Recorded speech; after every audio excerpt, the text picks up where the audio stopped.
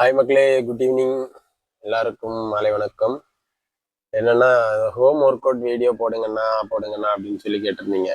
நான் வந்துட்டு பெரிய அளவுலாம் பண்ண மாட்டேன். எனக்கு தெரிஞ்சதை நான் பண்ணுறதை நான் வீட்டில் என்ன பண்ணுவேனோ அதை நான் சொல்கிறேன் உங்களுக்கு.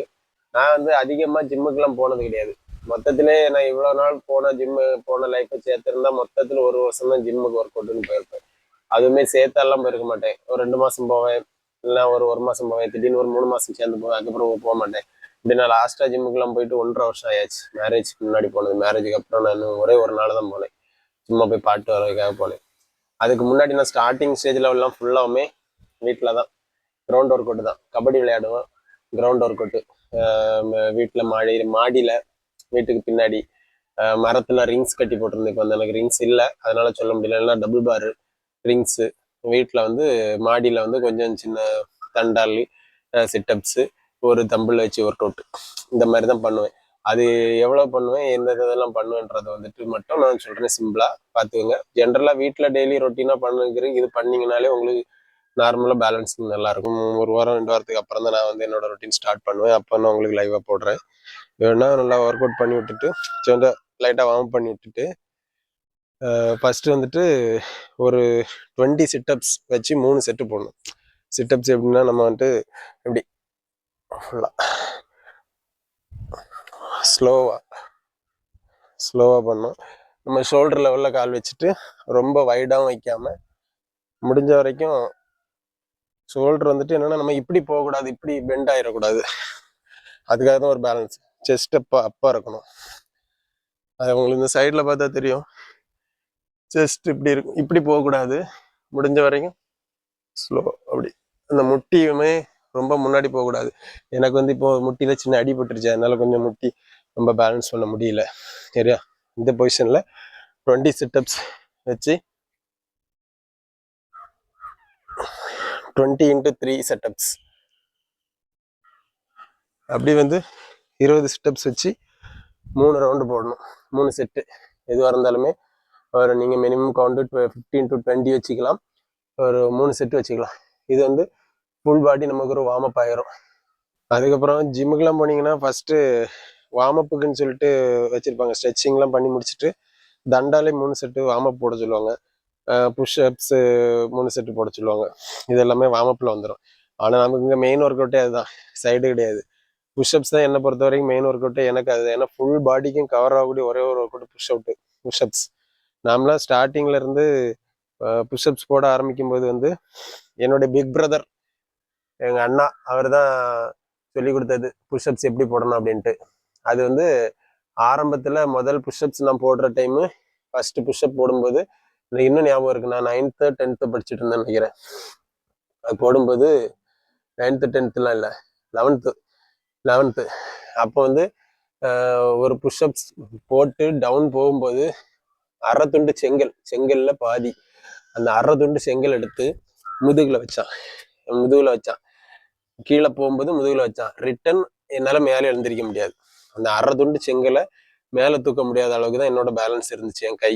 அதுக்கப்புறம் அதே எங்கள் அண்ணன் 64 கிலோ, அவனை என் முதுகில் வச்சு ஒரு கவுண்டு எடுத்தேன் கடைசியாக. அது வந்து அதுக்கு இடையில 6 மாதம், அதிகபட்சம் 6 to 7 மாதம் தான் டைம். இதுக்குள்ளாடி அவ்வளோ வெயிட்டை நான் வச்சு ஒரு செட்டு கவுண்ட் எடுத்தேன். ஏன்னா எனக்கு அது உண்மையிலே அந்த ஒரு அரை துண்டு செங்கலை வச்சு என்னை எடுக்க விடாமல் பண்ணது எனக்கு கொஞ்சம் ரொம்ப ஒரு மாதிரி ரொம்ப ஒரு மனசு கஷ்டமாக இருந்துச்சு. அதுக்காகவே என்ன செய்வேன்னா, டெய்லி காலையில் வந்த உடனே எந்திரிச்ச உடனே 5 மணிக்கு எந்திரிச்சிடுவேன்.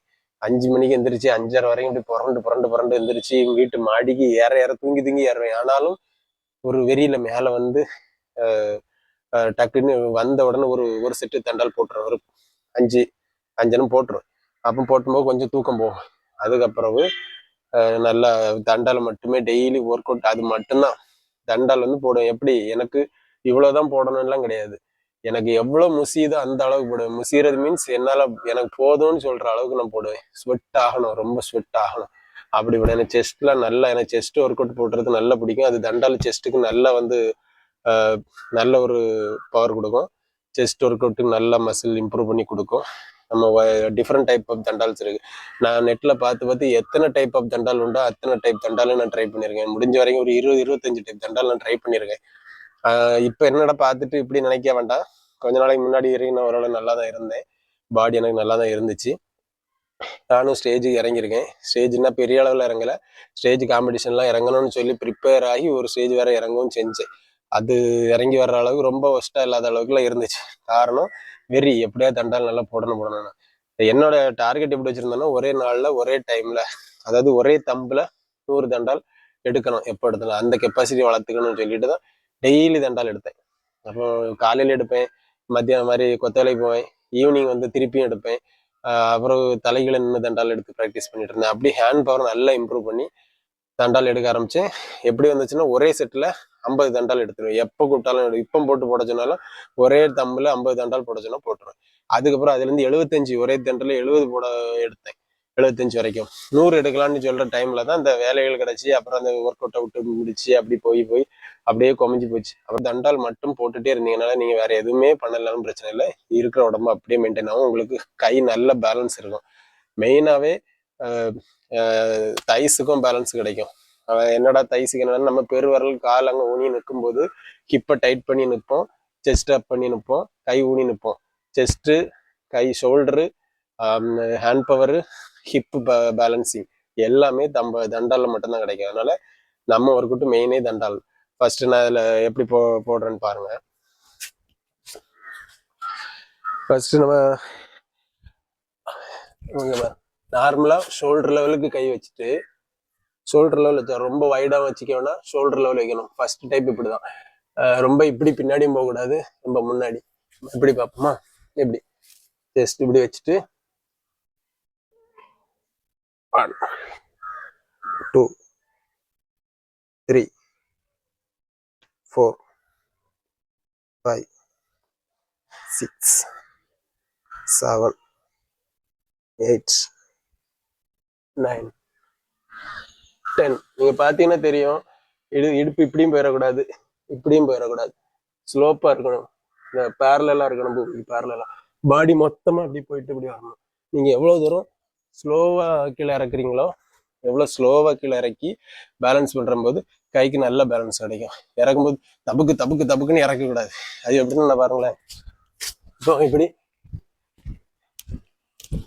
இப்படிலாம் எடுக்கக்கூடாது. இப்படிலாம் எடுத்தா ஒருவேளை நீங்க ரொம்ப பழகினதுக்கு அப்புறம் இப்படி எடுத்தீங்கன்னா கூட அந்த பேலன்சிங் கரெக்டாக கொடுப்பீங்க. ஆனால் பிகினிங்ல நீங்க அப்படி எடுக்கிறப்போ அப்படி பண்ண வேண்டாம். ஸ்லோவா டவுன் பண்ணி எடுங்க. எவ்வளோ போட முடியுமோ அவ்வளோ போட்டால் போதும். ஏன்னா நான் வந்து ஃபர்ஸ்ட் இது சொன்னேன் இல்லையா, அரை துண்டு செங்கல் வச்சு எடுக்க முடியலன்ட்டு. அதுக்கப்புறம் எய்ம் பண்ணது 50 தண்டால். ஆனால் நான் போட்டது அதிகபட்சமாக போட்டது 525 தண்டால் ஒரு நாள் போட்டிருக்கேன். ஒரே செட்டில் 500 தண்டால் நான் போடணும். அதாவது என்ன தான் சொன்னேன்ல, எனக்கு இவ்வளோ நேரம் போடணும், இத்தனை செட்டு போடணும்லாம் கிடையாது. போடணும் அப்படின்னு போட்டு என்னால் போதும்னு சொல்கிற வரைக்கும் நான் போடுவேன். அப்படி போட்டு அதிகபட்சமாக 525 தண்டால் ஒரு நாள் ப்ராக்டிஸ் பண்ணியிருக்கேன். அதுக்கப்புறம் 500, 300 விட்ட நாளும் இருக்குது, 30 போன நாளும் இருக்குது. எவ்வளோ நேரம் தோணுவோ அவ்வளோ நேரம் போடுவேன். தப்பா சரியாலும் தெரியாது. அந்த டைம் வெறியில அப்படி போட்டது. ஆனால் எனக்கு அந்த டைம் உடம்பு நல்லா பிக்கப் ஆகி வந்துச்சு. அதுக்கேற்ற மாதிரி இந்த கொண்டக்கடலை, சிறுபயிறு, உளுந்து இதெல்லாம் ஊற வச்சு சாப்பிட்டுட்டு ஒர்க் அவுட் போடுவோம். அந்த வயசுல வேலையும் செஞ்சுட்டு இருந்தோம். நமக்கு குடிப்பழக்கம், சிகரெட்டு, தண்ணி எதுவுமே கிடையாது. அதனால அது நல்லாவே இருந்துச்சு. ஓகேவா? சரி, இப்போ அடுத்த ஒர்க் அவுட்டு இதே தண்டால்ல கொஞ்சம் வைடு. சரி, கொஞ்சம் கையை வைட் பண்ணி வச்சுட்டு அதே மாதிரி ஸ்லோ டவுன். ஜஸ்ட் கொஞ்சம் முன்னாடி ரொம்ப பேரோட பின்னாடி வராம ஒரு லெவல் கரெக்டாக வச்சுட்டு 1 2 3 4 5 6 7 8 9 10. இப்போ ஃபர்ஸ்ட் நார்மல் புஷ்அப்ஸில் 15 வச்சு 3 செட். அடுத்து இந்த வைட் புஷ்அப்ஸில் 15 வச்சு 3 செட். நெக்ஸ்ட் அடுத்து டைமண்ட் புஷ்அப். இது வந்து ட்ரைசெப்ஸ் ஒர்க் ஆகும். இந்த வைடு புஷ்அப்ஸ் வந்து செஸ்ட்டுக்கு ஒர்க் அவுட் ஆகும். ஃபர்ஸ்ட் போட்ட நார்மல் புஷ்அப்ஸ் வந்து ஹேண்ட் பவர், அது செஸ்ட்டுக்கும் ஒர்க் அவுட் ஆகும். Shoulder balance. வைட் புஷ்அப்ஸ் வந்து ஷோல்டர் ப்ளஸ் செஸ்ட்டு. சரிங்களா? இந்த லைனை பிரித்து கொடுக்கும். அடுத்து டைமண்ட் புஷ்அப்ஸ் வந்து ட்ரைசெப்ஸ். அது இப்படி இந்த கை எப்படி வச்சுக்கோங்க, இப்படி வச்சுட்டு உங்களுக்கு கை லேண்டு, எனக்கு இது கரெக்டாக காட்ட வைக்கணும்ல, கேமராமேன்லாம் கிடையாது, நான் மட்டும்தான், அது நல்லா சொல்கிறேன் சரியா. ஸ்லோ 1 2 3 4 5.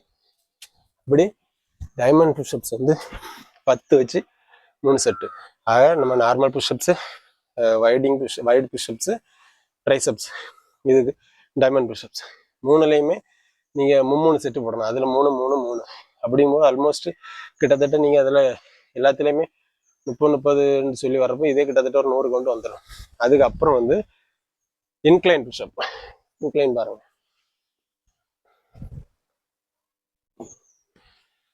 நான்லாம் வந்து இது முன்னாடி பழைய வீட்டு மாடியில் தான் விளையாடுவேன். இது புது வீடு, கொஞ்சம் கைப்பிடி மேலே எழுப்பி இருக்கும்ல, அதுக்காக வந்தேன். ஃபர்ஸ்ட் இன்க்ளைன் புஷ்அப்ஸ்னா நம்ம தரையில் காலு கீழே இருக்கும், கை வந்து இப்படி ஸ்லோப்பில் மேலே இருக்கும், புரியுதா? இப்படி வச்சுட்டு இதில் 1 2 3 4 5 அப்படி இதில் ஒரு 15. இது இன்க்ளைன் புஷ்அப்ஸ், இதில் 15 வச்சு இதில் ஒரு 3 செட். இதுக்கு அப்புறம் டிக்ளைன் புஷ்அப்ஸ். டிக்ளைன்னா நமக்கு வந்துட்டு கால் மேலே கை கீழே, சரியா? அது என்ன இப்போ பாருங்க.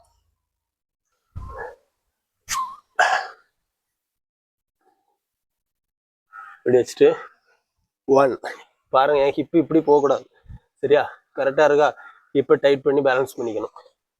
2 3 4 5 6 7 8 9 10. என்னடா இதுக்கே மூச்சு வாங்கதான் நினைக்காதீங்க. 1.5 வருஷம் ஆச்சு ஒர்க் அவுட் விட்டு. கை இப்போ ஊனும்போது கிட்டுக்கிட்டுன்னு ஆட தான் செய்யுது. இல்லைன்னா இந்த டிக்ளைன்லலாம் நான் மினிமம் 25 ஒரு செட்டில் எடுப்பேன், அதில் குறைச்சி எடுக்க மாட்டேன். என்றைக்குமே practice makes a man perfect. நீட்டாக நீங்கள் வந்து கண்டினியூவாக ப்ராக்டிஸ் பண்ணிட்டு இருந்தீங்கன்னா என்ன வேணால் பண்ணலாம். இப்போ நமக்கு 5 கிளாஸ் ஆயிடுச்சா புஷ்அப்ஸ்லேயே, நார்மலு, வைட்ரு, டைமண்ட் புஷ்அப்ஸு, இன்க்ளைனு, டிக்ளைன் 5 ஆயிடுச்சா. நீங்கள் எல்லாம் 10 வச்சு 3 செட்டு போட்டால் கூட 150 புஷ்அப், 150 ஆயிடுச்சு, சரியா? அதுக்கப்புறம் லாஸ்ட்டாக அதுக்கு இந்த 5 போட்டு முடிச்சப்பறம் நான் என்ன பண்ணுவேன்னா, வெயிட்